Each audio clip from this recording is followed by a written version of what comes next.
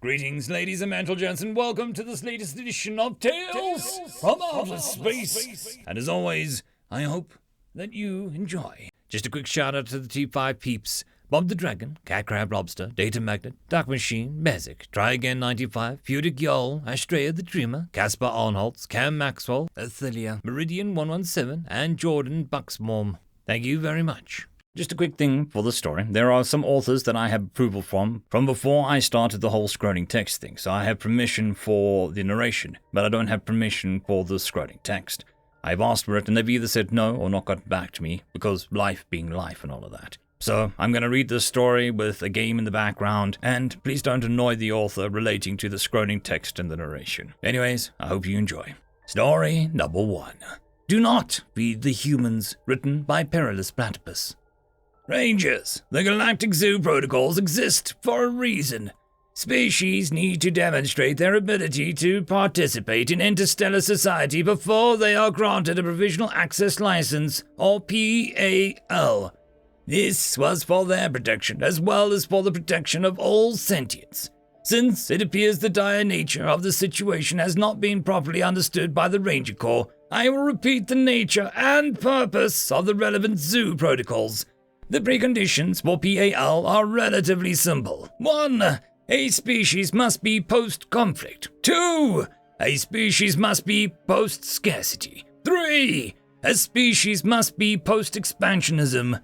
Until a species reaches that point, they are to be denied access to the interstellar byways and confined to their designated natural habitat zones, NatHab, a space extending roughly 20 light-years out from their home world. Effective, safe, and fair. Therefore, it is with great concern that I read reports that humanity has extended beyond its NatHab and has been as far as 6,000 light-years from their home world. As you are most certainly aware, humanity is a conflict-driven, scarcity-driven expansionist species that has already caused considerable imbalances in each region that they have expanded to. I strongly advise you to determine the means they have utilized to escape their NatHab and restore the proper balance as soon as possible. As you well know, the unchecked pre-PAL society is one of the greatest threats to our galactic order. Thank you for your immediate attention on this matter. Paxton Lee of Gorp, Executive Director of Zoo Affairs, Second Spiral.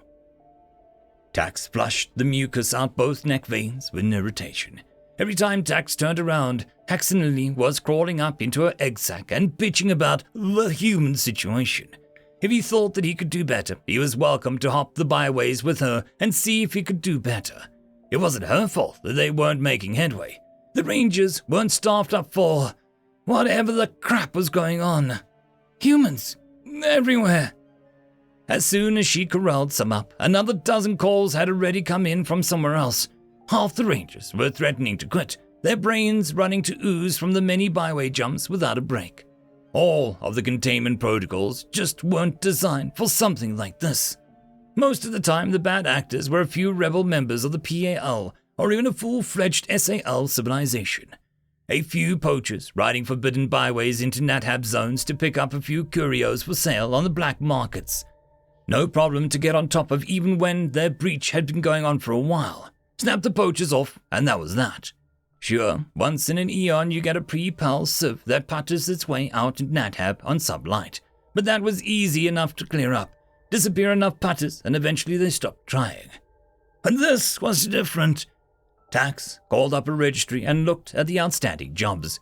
Her eye stalks retracted half into a skull when she saw the count was over 1,000. She'd been doing back-to-backs until her Fabian brain was half mush, and they were just falling further behind. She sent out a ping to Yebbers. He'd come along in this latest jaunt with her. They liked to team up when they could, even though she was a flib and he was a barrow. They got along just fine. Ranger Corps before species, that was how it was supposed to be. You seeing this? Tax sent.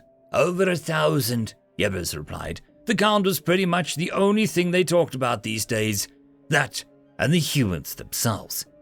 I'm losing cohesion. I'm not sure that I got that many more jumps in me. Yeah, they all were. But Haxon Lee would keep sending them out until their brains leaked out of the first orifice it could find.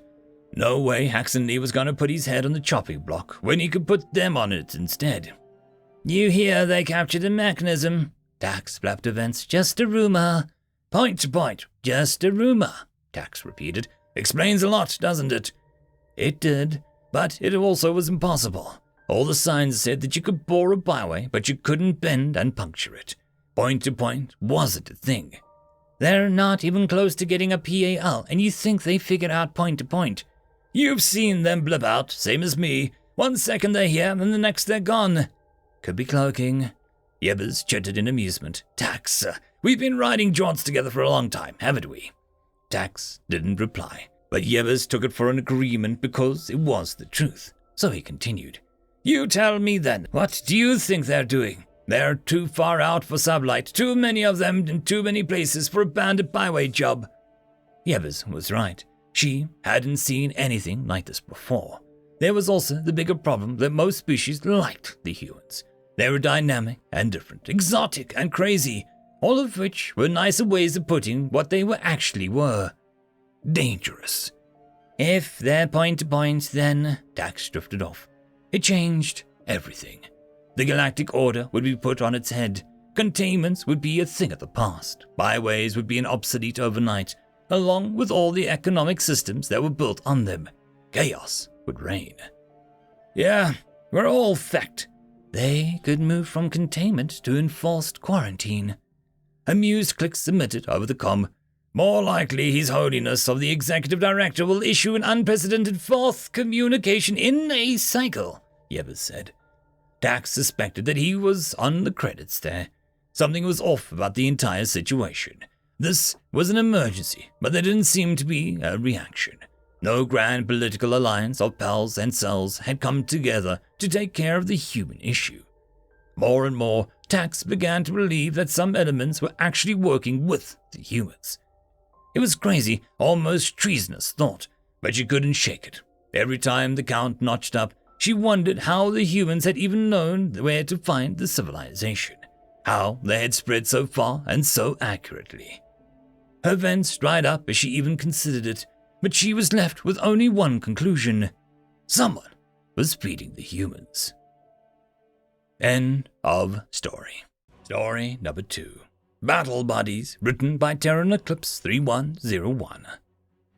Those things are going to kill the hordes of the 6-legged armored monsters that we are about to face? Asked a very large and nervous, yet curious, bird-like creature. The look of disbelief on her face as she looked down on the much smaller human standing in front of her.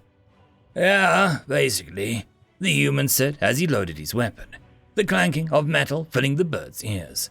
The human pulled back the bolt on the gun and it made a racking sound. RX RFMG 399 buzzsaw, loaded with plasma-coated 9.51 by 114mm rounds and a 250-drum magazine, courtesy of the good folks of RX Armories. The large bird's wings slumped as the human set the weapon down and picked up a harness and 2 pegs from the table before walking over to her and then behind her. The bird felt 3 clicks on her back as if the pegs connected to her armor followed by a harness. The Galactic Concord's military had a crazy idea when the small yet scary humans started joining. Battle Buddies, they called it. The idea was simple. A human would connect 2 pegs and a harness to her larger comrades' backs and essentially use them as mobile gun platforms. It worked surprisingly well. The humans jumped onto pegs, shifting his weight around a little before jumping back off. He collected his weapon and climbed back on. A small socket opened up in the bird's shoulder armor, and the human mounted the weapon on it, moving it around and making sure that it was secure. Taking his full-face helmet from the magnetic mounting on his tactical belt, he slipped it on over his head. He did a quick check of his armor and the armor of his 12-foot-tall companion. Finding nothing out of the ordinary, he leaned into the bird's neck, feeling the thick feathers through the skin-tight bodysuit she wore under her armor. All good back there? The bird asked as she lifted her much larger plasma rifle off the table. Oh yeah, let's kill some monsters, shall we? The human responded as rushing air filled the dropship. Several more battle buddies stood around them. Some were nervous, some were stoic, and still others were laughing at the ridiculousness of the situation that they found themselves in. A hatch opened in front of them, and the ground below revealed itself. scorched and unforgiving. A buzz filled the dropship, and in front of them, several pairs began jumping to the ground below. The bird-like creatures, large wings slowing the fall. Finally, it was their turn to jump. "Ready!" the human yelled. The bird responded with a deafening squawk as she jumped out into the hole, falling slowly to the ground as plasma fire rained in around them. The monstrously loud bangs from the various human weapons filled the battlefield. The two ran guns blazing into the enemy positions, and the video ended, just catching the beginning of a stream of maniacal laughter coming from the human. So, class, this was a video extract taken from the helmet cam of a human soldier during the battle for Takazi 3. You can see how the insertion into hostile territory looks like from a soldier's POV. Any questions? The classroom of cadets remained silent, somewhat shocked by the footage they watched, even if it showed no real violence. Finally, a brightly colored bird raised his hands. "Sir, they aren't really called battle buddies, are they?" End of story. And that, my friends, concludes this video. I hope that you enjoyed.